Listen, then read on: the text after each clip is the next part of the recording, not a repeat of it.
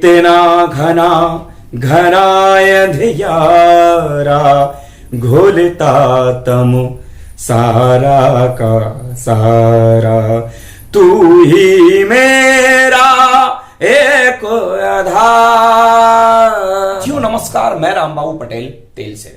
आज का राग है हमारा राग देशकार। राग देशकार एक बहुत ही मधुर राग है।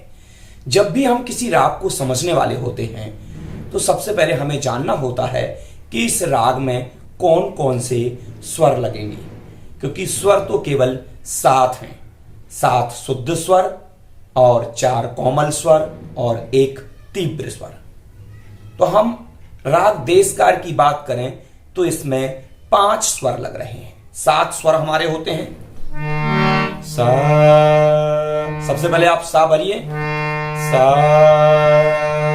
रे गा मा पा धा नी सा, सा रे धा पा मा धा रे सा। ये बिलावल थाट है, क्योंकि मैंने इसमें 7 के 7 स्वर शुद्ध लिए हैं। अब राग देशकार की बात करें तो इसमें 5 स्वर लगते हैं। 5 स्वर से कम स्वर का राग कोई नहीं होता है। हालांकि अपवाद स्वरूप 4 स्वर का भी एक राग है, लेकिन किसी भी राग को निर्माण करने के लिए हमको 5 स्वर की जरूरत पड़ती है। कम से कम 5 स्वर होना ही चाहिए। 7 स्वर को हम कहते हैं संपूर्ण, 6 स्वर को हम कहते हैं साडव और 5 स्वर को हम कहते हैं औड़व। तो जो राग देशकार है इसमें आरोह में भी 5 स्वर हैं। सा रे गा पा धा सा, ये आरोह है। सा तार सप्तक का है। स्वर तो इसमें केवल 5 लगे हैं। सा रे गा पा धा, ये 5 स्वर हैं, लेकिन तार सप्तक का सा लगा देंगे तो ये पूरा सप्तक कंप्लीट हो जाएगा। सा सा धा पा गा रे सा। 5 स्वर आरोह में औड़व, 5 स्वर अवरोह में औड़व। सारे गा पा धा सा आरोह में, सारे गा पा धा सा अवरोह में। 5 स्वर आरोह में लग रहे हैं, 5 स्वर अवरोह में लग रहे हैं, यानी देशकार राग औड़व औड़व जाति का राग है। आपने राग भोपाली को भी देखा है। राग भोपाली में भी यही के यही 5 स्वर लगते हैं। सा रे गा पा धा सा, सा धा पा गा रे सा। शुद्ध कल्याण एक राग है, औड़व शुद्ध कल्याण राग, उसमें भी यही सारे गा पा धा सा, यही के यही स्वर लगते हैं। फिर में अंतर कैसे किया जाए?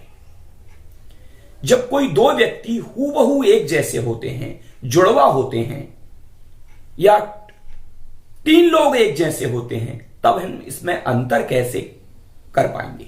सामान्यतः देखने में तीनों व्यक्ति एक जैसे प्रतीत होते हैं। जिस प्रकार राग देशकार, राग भोपाली, राग शुद्ध कल्याण देखने में एक जैसे प्रतीत होंगे, सा रे गा पा धा सा, यही 5 स्वर आरोह और अवरोह में एक जैसे लग रहे हैं, राग देशकार में भी और राग भोपाली में भी। तो फिर इनमें अंतर कैसे किया जाएगा कि ये राग देशकार है, ये राग भूपाली है?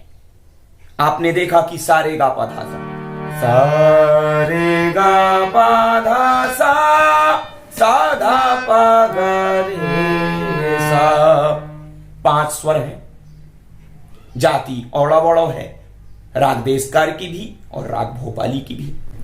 लेकिन कुछ चीजें ऐसी होती हैं जुड़वा लोगों में भी, एक जैसी सूरत के होते हुए भी लोगों की आदतें, उनका स्वभाव, उनके चलने का ढंग, उनके बोलने का ढंग, उससे वो लोग अलग प्रतीत हो जाते हैं।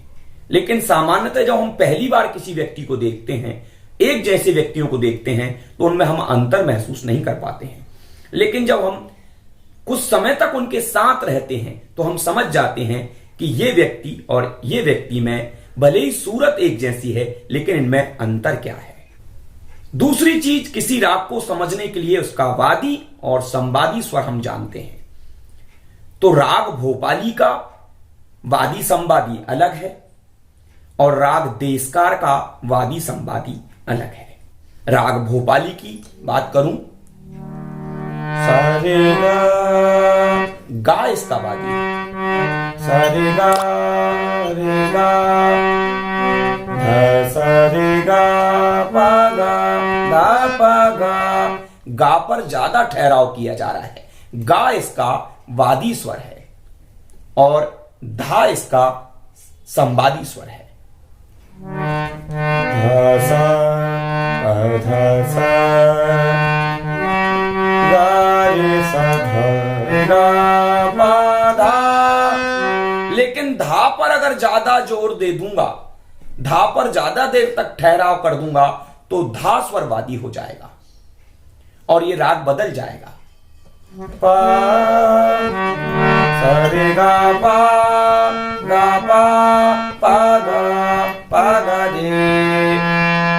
गा रे सा, ये भोपाली है। सारे गा पा धा धा धा धा धा धा धा धा गा पा सा धा पा धा गा पा। अगर धा पर ज्यादा देर ठहराव कर दिया, ज्यादा देर धा पर न्यास कर लिया तो ये राग देशकार हो जाएगा। अगर वादी है और धा संवादी है तो ये भोपाली राग है। लेकिन धा स्वर को अगर वादी कर दूं और गा स्वर को संवादी कर दूं, जैसा कि पिछले वीडियो में मैंने बताया था कि राग रूपी जो राज्य है उसका एक राजा होता है। राग देशकार है, एक राज्य है और इस राज्य का राजा है, देशकार राज्य का राजा है धा, और इसका मंत्री जो है यानी संवादी है वो है गा। लेकिन राग भोपाली की बात करूं तो सारे गा पा धा सा ये राज्य है, पांचों स्वर इसमें लग रहे हैं, वही के वही स्वर हैं। लेकिन भोपाली राज्य जो है इसका राजा है गा, गावादी है, इस पर ठहराव ज्यादा किया जाएगा और धा संवादी है। तो संवादी और वादी बदल जाने से वादी बदल जाएगा तो राग भी बदल जाएगा। राग भोपाली का वादी स्वर पूर्वांग में है और राग देशकार का वादी स्वर उत्तरांग में है। आपको पूर्वांग और उत्तरांग को समझना होगा। सा रे ग म ये पूर्वांग है, पा धा नी सा ये उत्तरांग है, सा रे ग म पा धा नी सा ये उत्तरांग। अब सा रे ग गा आ रहा है पूर्वांग में। अगर पूर्वांग में कोई वादी स्वर है तो इस राग का जो चलन होगा वो मंद्र सप्तक और मध्य सप्तक में ज्यादा होगा। ऐसा नहीं है कि तार सप्तक में इसका चलन बिल्कुल भी नहीं होगा, होगा चलन, लेकिन मंद्र सप्तक और मध्य सप्तक में इसका चलन ज्यादा होगा। पूर्वांगवादी राग है।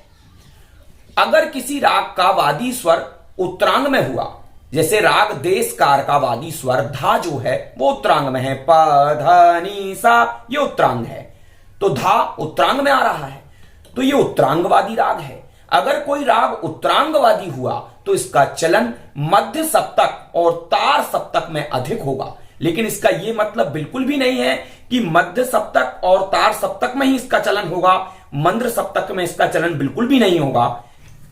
पूर्वांग और उत्तरांग से हम किसी राग के गायन का समय निर्धारित भी कर सकते हैं।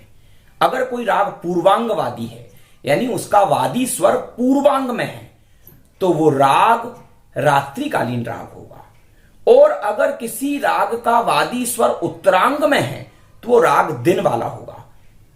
गा स्वर वादी है भोपाली का, जैसे कि मैंने कहा पूर्वांग में अगर वादी स्वर है तो ये रात्रिकालीन राग होगा।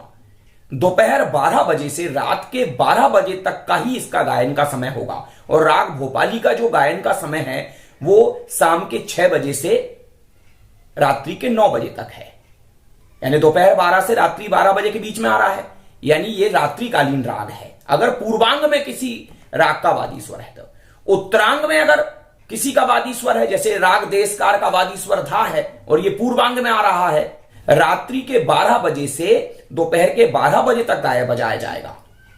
ये दिन का राग है। तो अगर पूर्वांग में कोई का वादी स्वर है तो ये रात्रिकालीन राग है, और उत्तरांग में अगर कोई वादी स्वर आ रहा है तो ये दिन का राग है।